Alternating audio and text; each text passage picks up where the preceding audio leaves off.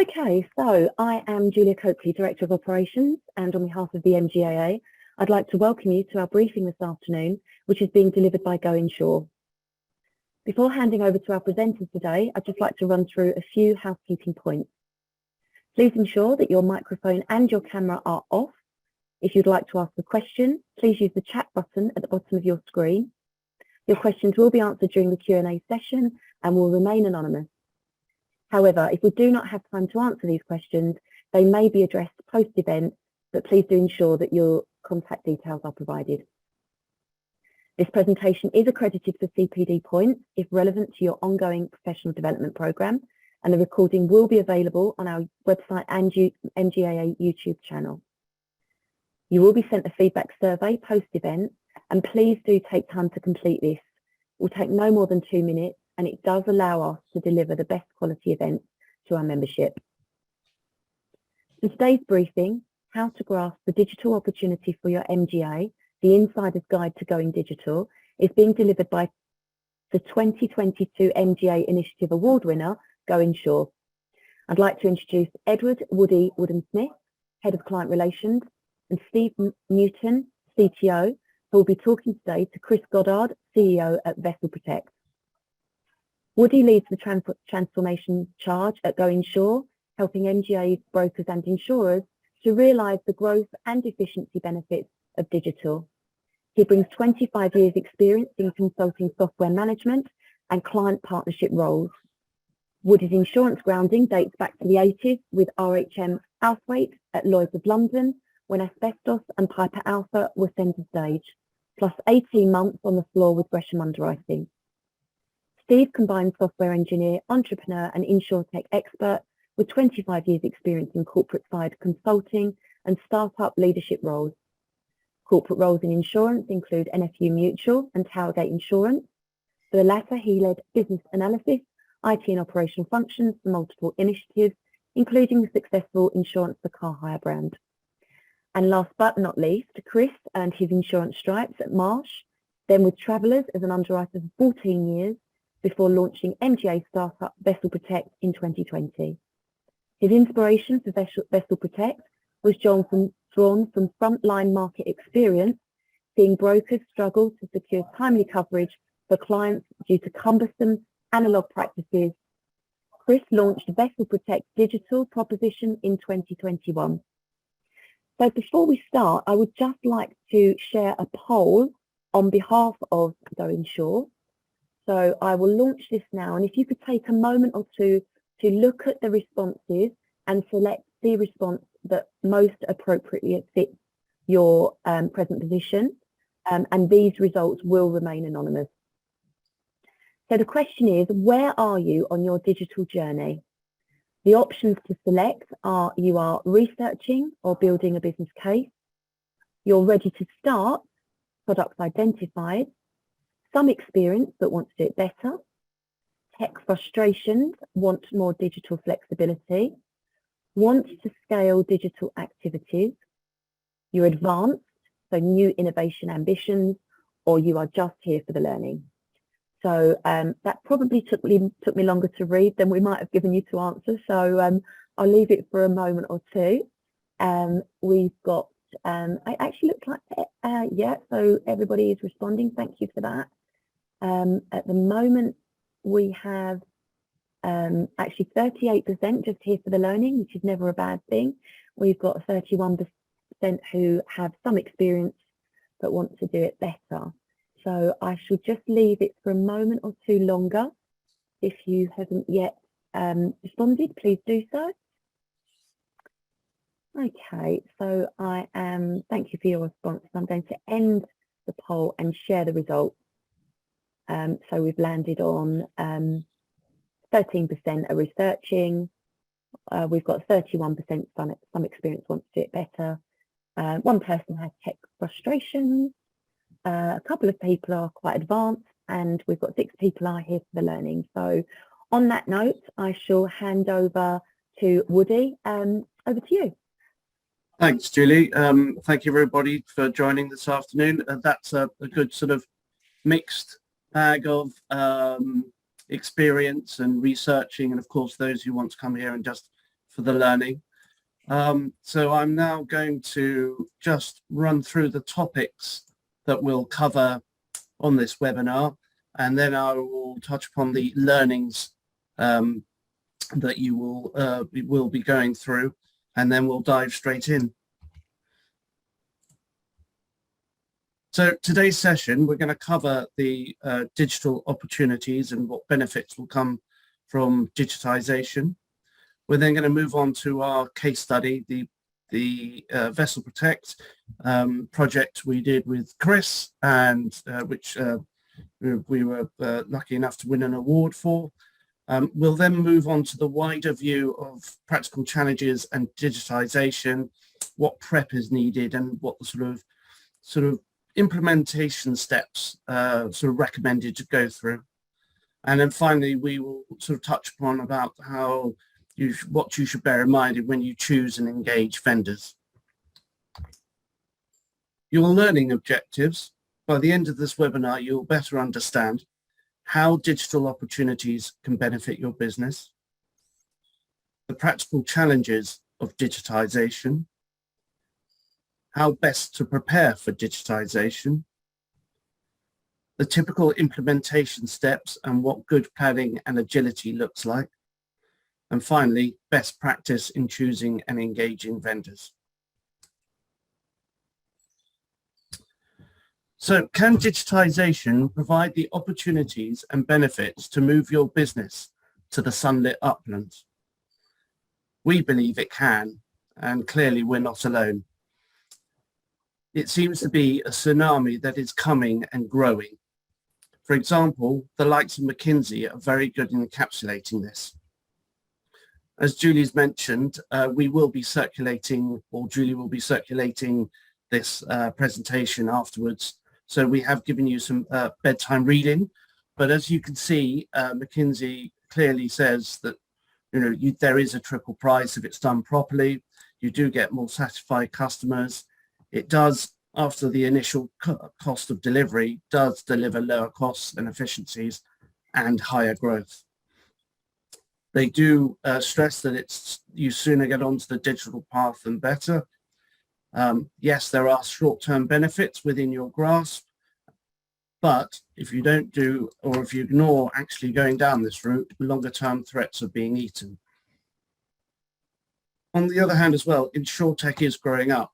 And as they say, we see insurers moving away from shiny objects towards measurable impact. And we'll touch upon this in regards to real-time reporting that we've provided Vessel Protect. So in summary, what are the benefits of digitization? Well, you will be able to scale and unlock growth going down this route. You'll have the ability to reach wider distribution by selling via partners, marketplaces, and utilizing your own portal. With Go-Insur, we actually have the ability to white label or produce dual branding journeys. The reach won't be just national, it can be international. In addition, you'll have automated lower cost management. So that will bring efficiencies within your business. In addition, certain things like commissions will be automatically worked out, and there'll be smarter, quicker admin using a platform, for example, as Go-Insur. Agility, speed to market. Especially with Go-Insur, if you have a product configured on our platform and you would like variants of that product, we can actually scheme off those products and you'll be able to go to market a lot quicker than just doing it the traditional way. In addition, rate changes can be quite fluid and almost real time. Smart pricing is becoming more and more popular with digitization and sort of hot off the press. Go-Insur is actually going to announce a partnership with a smart pricing tool delivered by Quanti.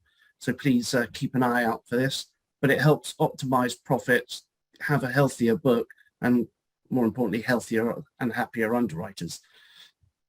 Finally, it can help you with new proposition ideas and come up with innovative products. Right, I'm now going to hand over to Chris, who's the MD of Vessel Protect. He is our client that we went through a digitized product project with him, and I'm just going to hand over to him to talk about a bit about his background and how he came to us. Okay, thanks, Woody. Yeah, I'm the founder of Vessel Protect. To give you a bit of background, like most people, fell into insurance almost by accident. Went to university in Norwich. As I came out, there was a mass recruitment drive by Marsh locally in Norwich at that point. So joined Marsh, and then within 18 months realised I wanted to transition into the underwriting world, which is when I joined Travellers and joined a Lloyd's syndicate, where I was there for 14 years. And it was there probably the last 18 months where I had this vision about creating an MGA, which was specialist, which was niche, and which focused on war insurance. To be honest, an MGA was a tough transition. There's obviously so many different components to that. Coming from an underwriting background, suddenly you're dealing with finance, marketing, and at the same time, we were trying to drive our digital transition as well. So I had this vision, trying to create efficiencies within the marketplace. And I think there's so many legacy issues within a big company as well. And for me, it was about getting the right digital proposition. So at first, we went down with another vendor, and it was quite quickly realized that they couldn't deliver on everything that we wanted to achieve at Vessel Protect. So the front end and the back end, so what the brokers saw and what we tried to gain from the system was just not fulfilling all of our needs. So that's really where we put a tender process out, and we came across Pancentric and their Go-Insur proposition. And for me, technology is definitely the future. I mean, most things we do these days are on our mobile phones, in terms of banking, shopping, and there's no reason insurance is probably, it's fair to say, hasn't really changed over the last 10, 20 years. Is still, especially pre-pandemic, was very much face-to-face broking. And this day and age, with all the technology that is available to us, that just, for me, that had to change. And I think with an MGA, it just creates that opportunity to innovate and push technology through a lot quicker. So the benefit clearly with technology is that it removes barriers to business. Suddenly we've got this worldwide market which we can truly transact business with. So now we can engage with overseas brokers, whether they're in the Middle East or the Far East. And for me, that just creates so much opportunity. Thanks, Chris. And as you can see, everybody, that sort of blowing our trumpet a bit, but just after 9 months, we had some amazing results. Actually, we've been now, Chris, you've now been trading for 12. So is there any sort of up-to-date figures you could Yeah, sure. Yeah, so in the 12 months since we pushed our kidnap and ransom piracy offering, the results are now that we've increased our premium by over 1,000%. At the moment, we're onboarding more and more brokers all the time. And it just creates so many efficiencies for the brokers. What they really like about our proposition, where our business is high volume, low premium, is that we can create a real-time solution where they can quote and bind business via our platform, and it creates instant documentation. And again, documentation is something these days with the technology available, is something that we can produce instantly. And obviously for a broker where they're maybe employing multiple technicians to do this, there's an enormous cost saving as well as a time saving there as well. So we're just continuing to grow our journey. We offer kidnap and ransom insurance and war insurance. And the other thing is ship owners need to secure charterers. So those who own vessels, they need a very quick turnaround time. And our USP as an MGA and at Vessel Protect is, firstly, we need to offer competitive pricing. But secondly, it's all about service, is about giving brokers instant decisions. And that's really where we've come into our own, and where with the Go-Insur platform, we've really pushed the business to the next level. And since our launch 2.5 years ago, we've written over $100 million in premium. We lead some of the biggest ships and biggest fleets in the world. and we work with the biggest and some of the small brokers as well. Great, thanks, Chris. So just to touch on some of the features that Vessel Protect enjoys using Go-Insur. Yes, the standard online quote and bind. The platform is fully responsive, so it could be used on a mobile as well as desktop. We integrated, there were a couple of third-party integrations that we set up. Steve, is there anything you just want to give a bit more detail on those integrations? Yeah, sure. So there's many types of integrations, and there's thousands out there that can be used, and it's different per class, per product. A couple of examples here, just to give a flavor, were one which was an integration with a vessel search. So that's more about the form filling. You know, as an underwriter, you might want to have loads and loads of data points to capture and monitor the performance of the book, but somebody fundamentally has to type that in. So in a e-traded world, we're in a position where we're handing that off. So it's an efficiency from an MGA perspective in terms of rekeying. However, we've got to make sure that we make that efficient. So what we've done here is that where there's a facility out there to actually capture the registration number of the vessel, and then that populates a number of fields for the actual person. So you get data accuracy there. So there's no mistakes, no miskeying. It's a rating factor, therefore it's being populated. It's speeding up the quote process. The other side is another integration where this is an international business, and government sanction checking is, you know, incredibly important, as much as it is for everybody anyway. So we've actually got a real-time integration for government sanction checkings around the world, because obviously it's multi-jurisdiction, and then the processing around that. So you can do it on a batch basis if that's appropriate to the business, but here it's very much point of sale, and then a process around it. So as you will know, it's, you know, you can get false positives with certain data points that actually it needs a human to look at it. It can't be automatically identified and pushed through or stopped. But then the operational processes in the system allow that to then be identified, a manual check done, and then either released or stopped. And that's probably the kind of the two main ones for Vessel Protect, which just speed up that process to make it good for the user, but equally making sure there's controls around it from a business perspective to make sure something doesn't slide through that shouldn't be on cover. And likewise, the data is correct.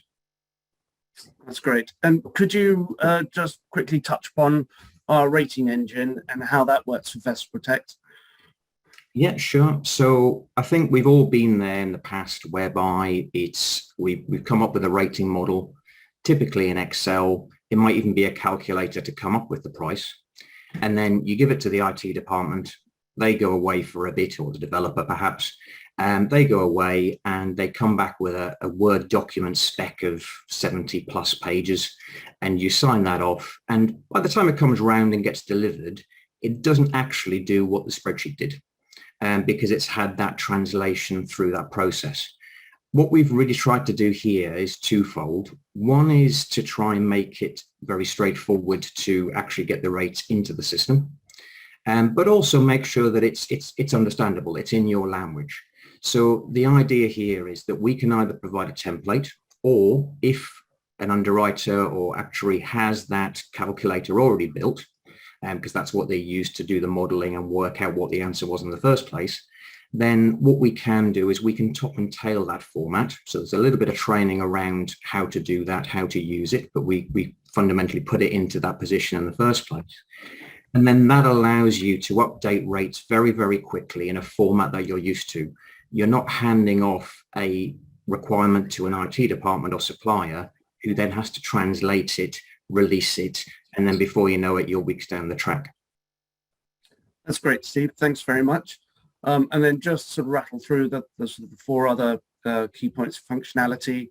Vessel Protect are able to enjoy short and long-term policies. As we mentioned before, as soon as the customer client goes on cover, documentation is automatically created and emailed across, email notifications, and real-time reporting either for MI or bordereau.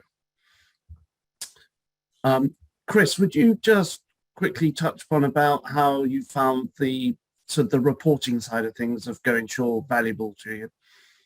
Yeah, sure. So I think this day and age is very key that we have to report on most things, particularly as an MJ. I think there's so much analytics we can provide. We can provide our capacity providers with the amount of premium, the amount of business from EEA jurisdictions to non-EEA, and everything that gets put within the system and everything that's quoted on, everything that is bound, we can report on. So I think that level of detail just increases enormously on previous ways of transacting business. So things with paper trails, audits, everything like that is improved. And I think it's the classic, the computer always, it tends to be right compared to maybe the old way of doing business where, it's natural there'll be errors from, human error that creeps in sometimes. So the systems definitely provide a number of improvements. And Steve, you've mentioned some detail about the rating engine, but if you've got an example where there was a bit of a debate on whether the Go-Insur rating was incorrect or the underwriter was incorrect with Vessel Protect. Yeah, so we had exactly that scenario whereby it's, ultimately systems are consistent. They're consistently wrong, they're consistently right, and people make mistakes. So whether that's the IT department, the underwriter, it doesn't really matter. But what has traditionally happened is that you end up in this log the ticket with IT. It goes through its natural stages. It goes off to the supplier or vendor. And then ultimately what comes out the back of it, typically in my experience, is finger pointing of, oh, you spec this wrong, you spec that wrong, or it's someone else's fault. What we've got here, and it kind of cuts to the chase really, it's a black and white answer, and that rating definition that's created in that template, which is in your template, if your kind of way of working, if that's the right word, is it allows it to actually reverse engineer that back out into that format. So if you've got a particular risk that you've rated, that can then be produced into your Excel template. So you know exactly what it used, what it did with it, and how it got to the answer. So in the scenario here, it was proven that whilst it was deemed that the system come up with the wrong answer, actually there was the file, there were all the calculations, and actually it was consistently correct. So it's a bit, if you've got manual intervention in there and people are rushing around, they're busy, they're going to try and get a quote out before lunch, mistakes can happen. From a system perspective, as long as you get that testing right, which is really key, you can't shortchange testing because otherwise you will end up with the consistent failures and wrong answers. This actually really cuts that out, but also gives you the transparency in knowing that if it comes up with something you're not quite sure, put the data in, got an answer, you know where that's come from and you can analyze it. Great, thanks very much. And Chris, as you said, you've had some really good or even great broker feedback since releasing the K&R products to your brokers.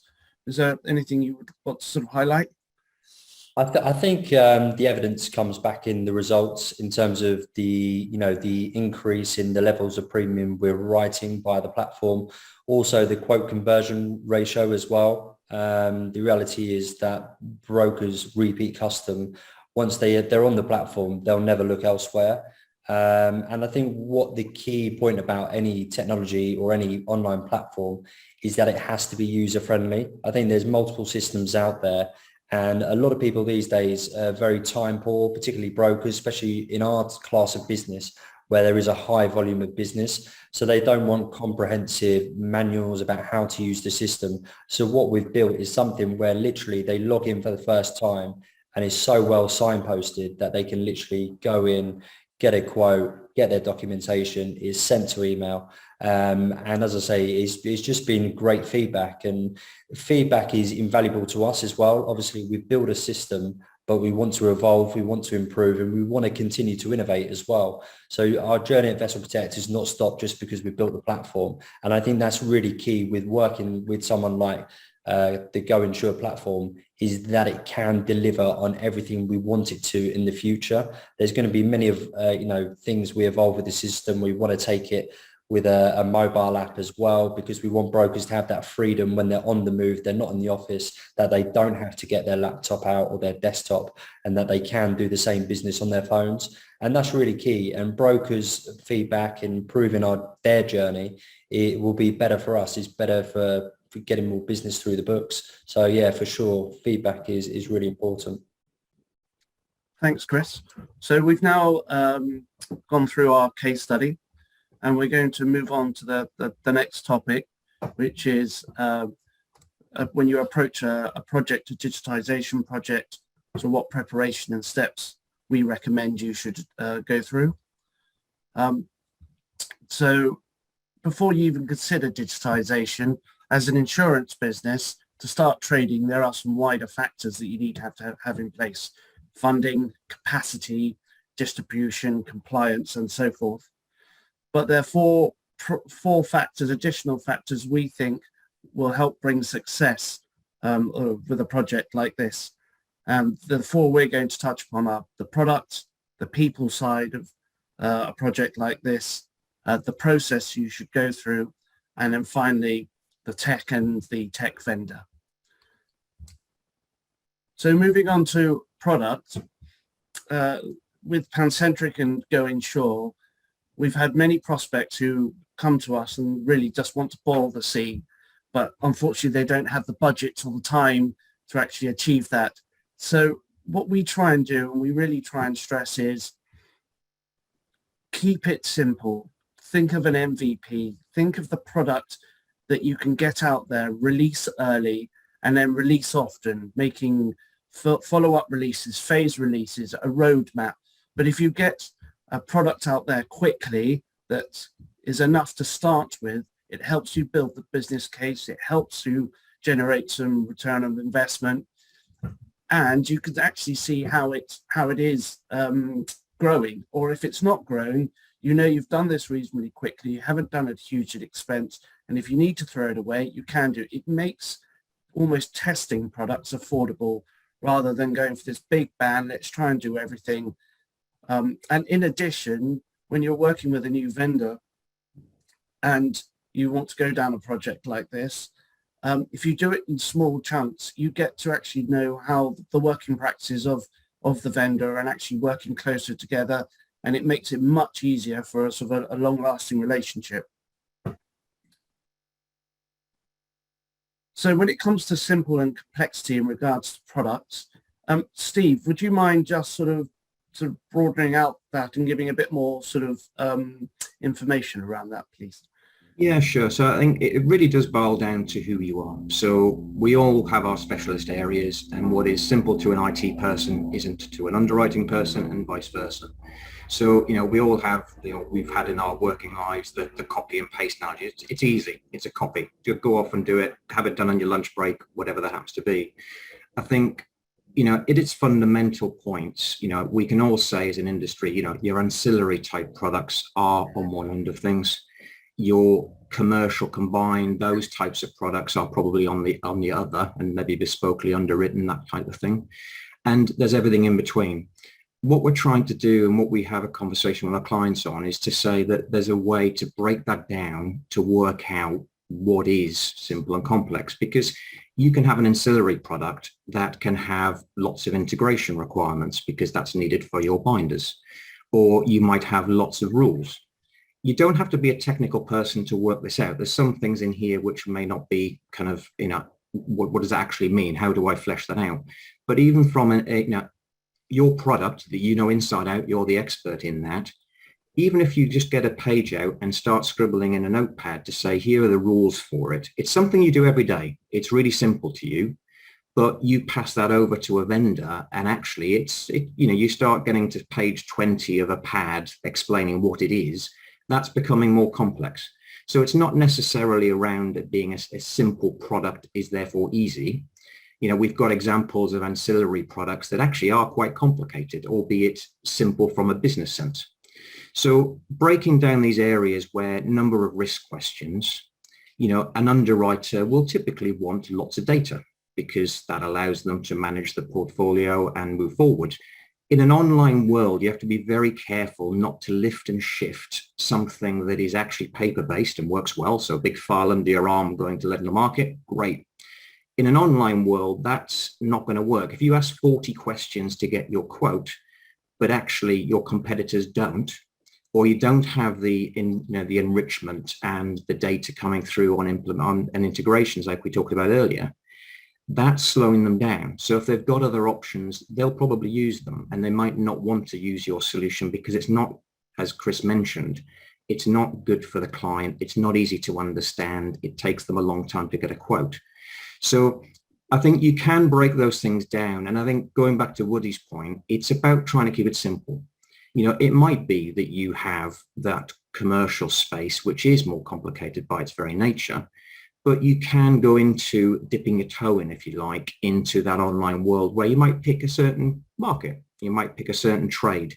You might take something that is easy to transact online as part of what you sell, because you've already got the other side of it, which is being done manually, and you can try it out. And you might have failures. You're not going to get it right day one. So, or you might get it right day one, but you might have issues. So therefore, it early, and then you can move on that. You're not taking a big bang approach, which is putting everything in, coming back in a few months, and then it doesn't work because that's expensive and it's wasted time. So I think just breaking it down and taking these points here to have a think about what your product actually is, rather than it inside out because you built it and it's been working in your business for years. I think that's the key point to kind of try and think about when you're moving into an online journey. Thanks, Steve. That's great. Just showing you an example of one of the tools we use. We used to actually call it Moscow, but with the current climate, we're looking to rebrand it. But basically, it is a nice way of looking at functionality requirements, product requirements, and breaking them down to, so if you're thinking of a first phase MVP one, what are the things that you must have? What are the things that you should have? Moving on to what are the things we could have, and then what are the things we won't have for this first phase? And then that helps with a whiteboard, and with someone like Steve consulting with you, that helps us actually when we start building a roadmap, and then it just makes the business case and the budgets much more affordable and accessible. So tools like this are very useful when it comes to sort of starting off on a digitization project with sort of firming up the requirements for the first phase. So I'm going to move on to people, and as I say, organizing yourself and others. If you are the product owner, there are just certain things you'll be aware of. Yes, there is a little bit of short-term pain for long-term gain, and basically the short-term pain is you will be taken away a little bit from your business as usual activities because of a project like this is running. But the things that you'll be need to be made aware of is you will know the product definition. So we will need to engage with you and flesh that out, as Steve's just mentioned. You'll need to find a vendor and hopefully have a good partnership with the vendor. Of course, you'll need to have oversight of the implementation, so that will take a bit of time while the project is running. You'll need to sort of be involved with that. And then finally, once the product launches, you'll then need to spend some time onboarding agents. We do recommend, and it's not always possible, but on our side, we would have Steve and his team, and we would have a sort of delivery manager working with us on a project. And we do recommend you hire someone of a sort of similar skill set, whether it's a business analyst or a tech-savvy project manager, who can almost focus their time on a project like this and leave you to focus on your business as usual activities. Understandably, it might not be a viable thing for you to do, and we do work, well, Chris is a classic example. We work directly with Chris and he managed his time accordingly. But we do kind of recommend that if you can get project support for this kind of activity, it will actually help. And then when it comes to stakeholders, there could be other stakeholders that need to be managed. whether that's the original business case, firming up the budget and any contingency that may be recommended, agreeing a roadmap, and with some agile options. And with agile options, I mean, there could be certain things that we originally planned, but then we decided to change sort of during the project. An example of this is with Vessel Protect. We were building a product that we all agreed, we'd scoped it out, we were almost 3/4 of the way through it, but because of a certain situation that was going on in the world, Chris approached us and said, look, guys, I need to get this other product out really quickly. We had the agility to be able to say, right, we can utilize what we've already configured for the original product, and we can add the extra bits for the K&R product, and we were able to get that out quite rapidly, and you've seen the results. So it's having that flexibility and agility to be able to do that. And in addition, if you've got other stakeholders to manage, there needs to be regular showcases. You know, we personally don't just disappear for 6 to 9 weeks and then come and go, right, it's there, and look at it, and then everybody turns around and says, well, that's not what we wanted. Definitely fortnightly showcases of just showing how things are being configured and they're actually hitting the requirements that have been agreed. And then finally, just making sure that there are any KPIs that need to be fulfilled once the product goes live. Now I'm going to move into the sort of implementation steps. And this is really kind of pre-configuration. This is sort of the initial steps. Just to let you know, we do have a briefing form that the MGAA can circulate. It's on their website as well. We've put this together to help with the initial briefing of it. Could be your internal IT department, it could be for other vendors, it could be for us, but it's something where you can actually, it's about 30 odd questions, but it helps you articulate the requirements for a project like this. And it's quite a nice way so you can really focus on what you think is important and actually articulate it correctly. So once you've put that down, and then you start sort of going out to either tender or you've been recommended a vendor to approach, a chemistry session for us is more likely a run through of our platform and seeing what we can do, speaking to myself and Steve, and just sort of understanding our experience and what functionality Go-Insur can provide.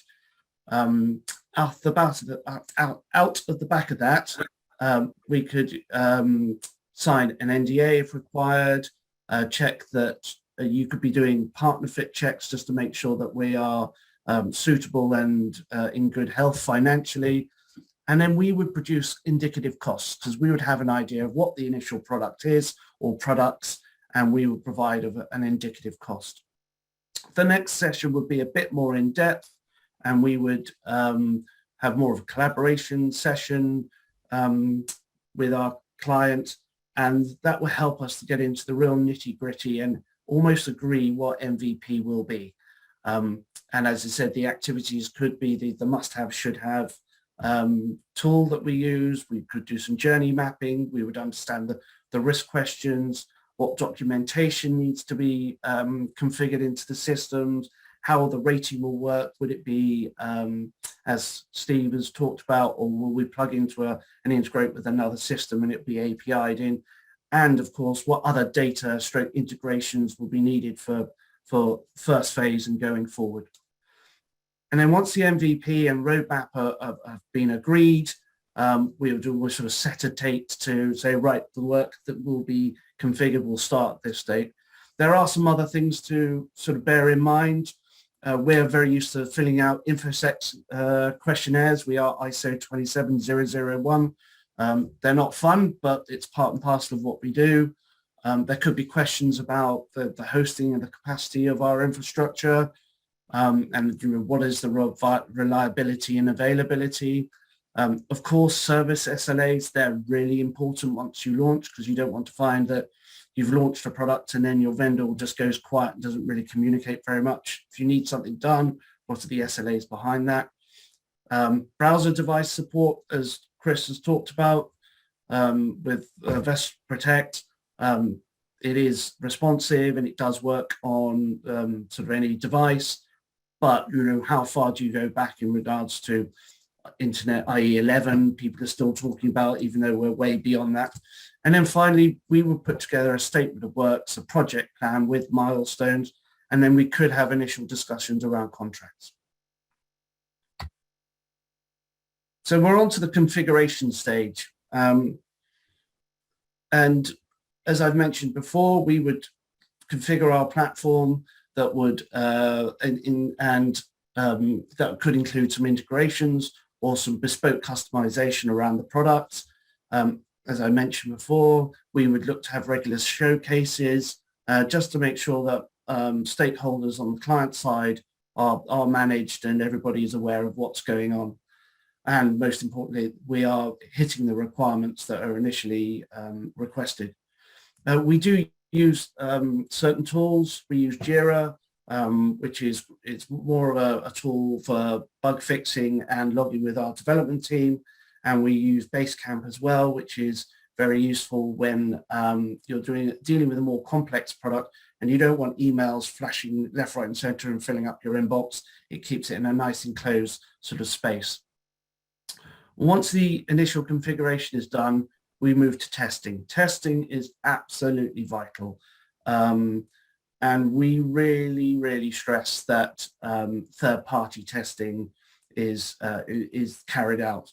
If it's an ancillary product and there are not very many risk questions and it's quite straightforward, we will carry out our internal QA and then we can hand it over to you as the client, and you can test it internally, and we'll sort of pretty much say, yep, we're all happy, everything's fine, any bug fixing or remediation is done. But if it's a more complex product, third-party testing is an absolute must. It is an additional cost, but testers, they're professional testers. They'll do it quicker and they will spot everything and you'll have that peace of mind.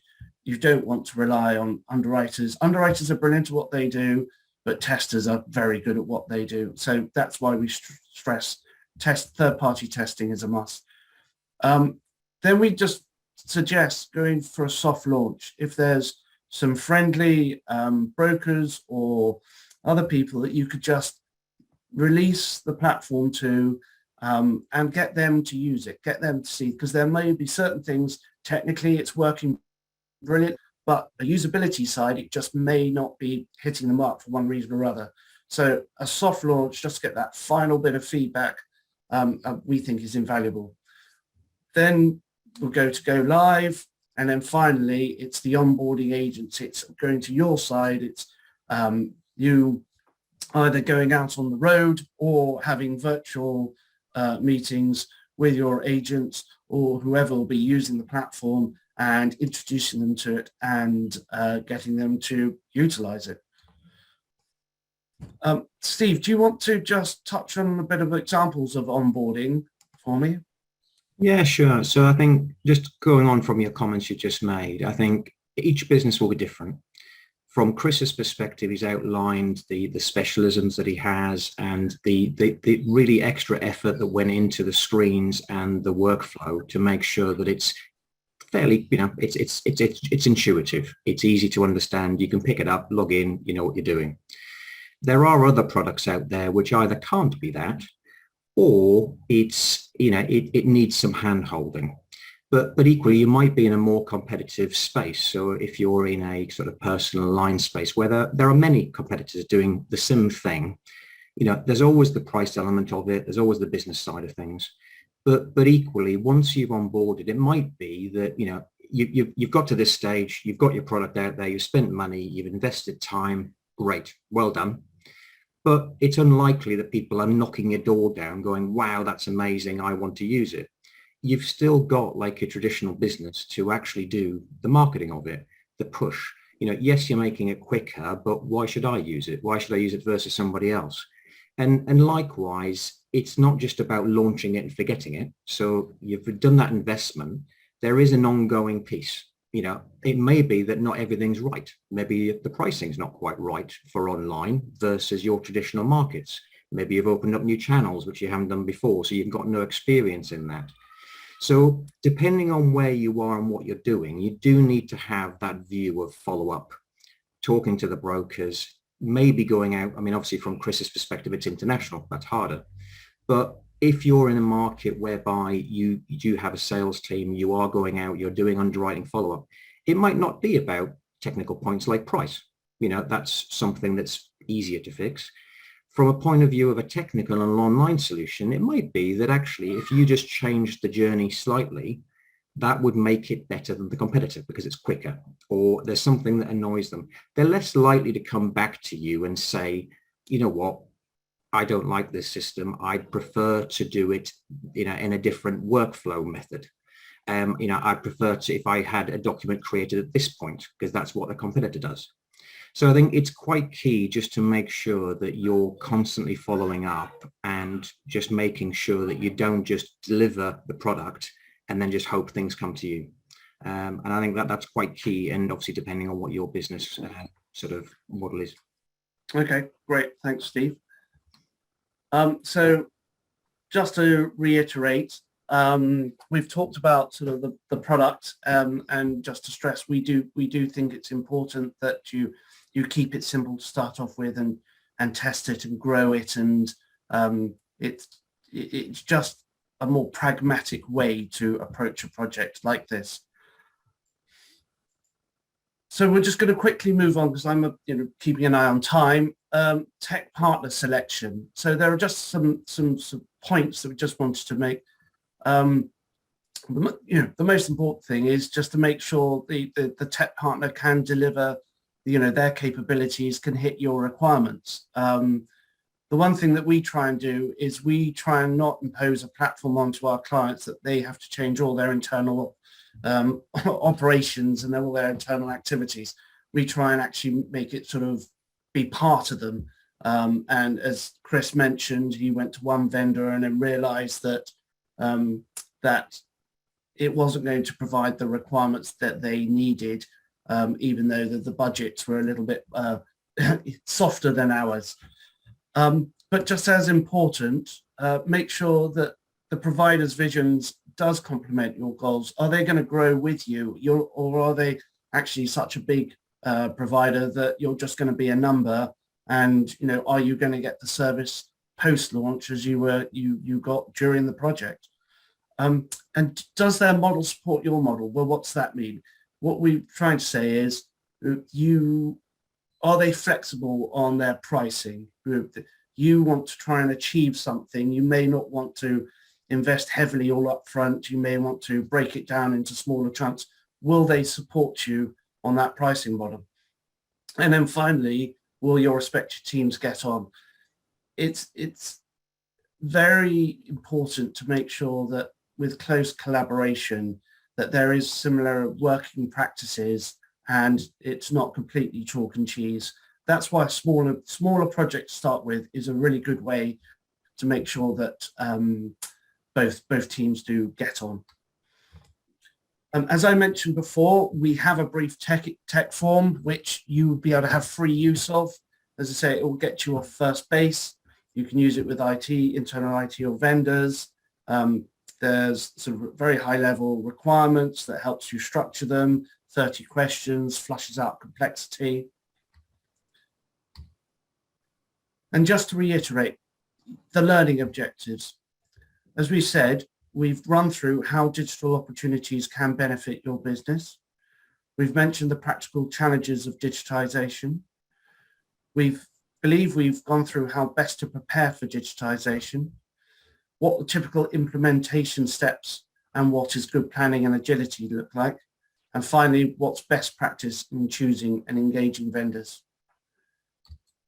I just want to say we're pan-centric and Go-Insur is our online platform. And thank you very much for taking the time out to listen to this webinar. When these slides are circulated, you will see a couple of other additional ones at the end that just gives you a bit more contact information and more about our platform. Thank you. Thanks very much, Woody. That was a great presentation, and I really appreciate, and I know that our members will also appreciate the fact that you've taken the angle that, this isn't just about how members might work with yourselves, it's how they might work well with all tech providers. So just to reiterate, the tech vendor briefing document that you mentioned there, Woody. It has been uploaded to the MGAA website. Members can find that if they log in, head to their dashboard, and then go to the resources section of the dashboard, and you'll find that tech vendor form there. So I've got a couple of questions which we have got time for. One of which is regarding regulatory and compliance. It hasn't been mentioned, but I just wondered how your platform supports, you know, such a key aspect of transactions for members. Steve, are you able to answer that one? Okay, that's fine. So I think at its base, then the system's been written with a view of clearly being compliant. The reality is, as a vendor, doesn't matter which vendor it is, we're not on top of every regulatory change. So from a business owner's perspective, it's very imperative that as a stakeholder, as mentioned earlier on, that those teams are involved. You're going maybe into a new space, you're going into the online kind of world. It's very different. There may be regulations that you're not aware of at the moment. So I think it's very key that when you're looking at the requirements and what you need to deal with for going into this space and how to sell in this space, it's a different distribution model, that they're involved and they're on board and they're signing off as well. But equally from a vendor perspective, it's, you know, we're aware of much of this, but we can't be aware of everything. So it's very important that the businesses are passing that through either from a compliance team or an outsourced party if they're not in that space already, or themselves, to make sure that we're building that in. So as part of that briefing and that product build, if there's a specific requirement related to a certain aspect, then we make sure that's built in and delivered. Great. Right. Chris, do you have any examples of that? Yeah, no, for sure. I mean, with our line of business, there's various regulatory or maybe sanction changes. For the Ukraine-Russia conflict, for example, there's been certain clauses that have been introduced whereby we have to put that into our documentation. So I think it's really clear that with any tech vendor you go with any technology proposition, that you have that freedom to be able to quickly make changes at, you know, almost an instant moment in time. Is absolutely big key, because obviously we're regulated by various authorities. We've got our capacity providers to report to as well, and they want confidence from us that we're taking the necessary measures to make these changes. So yeah, for sure, we have to make sure the system can deliver on all fronts. Thank you for that. That's great. I have a question will be on many people's minds, is regarding kind of budgeting and costing. So this might be how long is a piece of string, but is there any guidance or starting points that you can give on budget? Yeah, I can take this one. So the good news is we actually publish our pricing on our website. We're really transparent about it. But we base it as a starting point. It's somewhere that we can be flexible about, but generally there's a configuration cost, upfront configuration cost, depending on complexity of the product and what functionality our client would like to take advantage of. And then if there are any integrations that are needed to happen that aren't out of the box, there's a cost around that. We have a low-code gateway. There's a cost around that. And then it's a license fee based on sort of GWP of the product. But some of our clients are more of, they don't want such a high configuration upfront cost. So we can have discussions about a percentage cut of the transaction fee, but then that's when we would just talk about volumes and get a better idea of the sort of product and what volumes and costs are around that. And then we can have those discussions. But every vendor's not every vendor, but generally vendors do price in different ways. But that's how we price it. The pricing's on the website. We're more than happy to send a link. But we are sort of flexible enough to it's sort of horses for courses, really. Great, thank you for that. It's really helpful. So head to the website. Indeed. Okay, I think we've got probably 2 minutes to answer this one, if that's possible. You talked about keeping it simple to start with. There's a commercial combined proposition that has been suggested. How does that rank in terms of complexity and how would that best be approached? Steve, you kind of touched upon this during the last hour, so do you want to just reiterate? Okay, I've only got 2 minutes. So I think it depends what the product is. If it's a commercial combined, on all the same. There's the bespoke end of things, and there's the simple design for online and packaged type solutions. So I think you can take a commercial combined, and it's never going to be simple. I think that's clear. However, you can take elements of it whereby there's, restricting on trade lists perhaps, or restricting on number of sections or covers. There's an approach we can take where if the budget doesn't meet, or actually it's too complicated to do all in one go, break that down, see if there's something, an element of it that we can take away from the main and build that, but with the intention of, and this is the important bit for any vendor, knowing that you're going to the full-blown thing at some point. Because otherwise what you end up doing is building something that you end up throwing away, because then you come along later and say, by the way, actually what I really wanted to do was this other thing, which you don't want to be upending anything or kind of sort of messing around. So I think yes, commercial combined is never going to be deemed as simple as an ancillary product.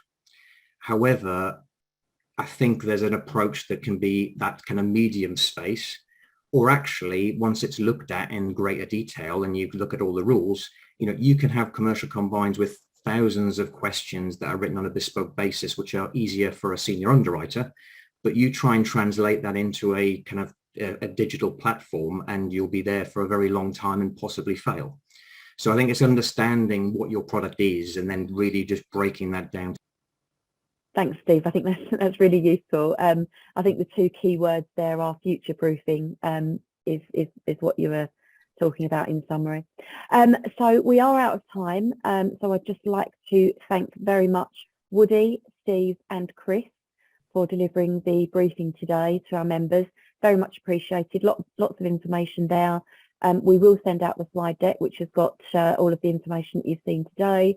The tech vendor briefing document, as I mentioned, is on the MGAA website already. And there are some contact information details that I can give you post-event should you want to get in touch with Go-Insur offline. So thank you to our delegates for joining us today. It's good to have you all on the call, and it just leaves me to say thank you again, and I wish you a very pleasant afternoon. Thank you.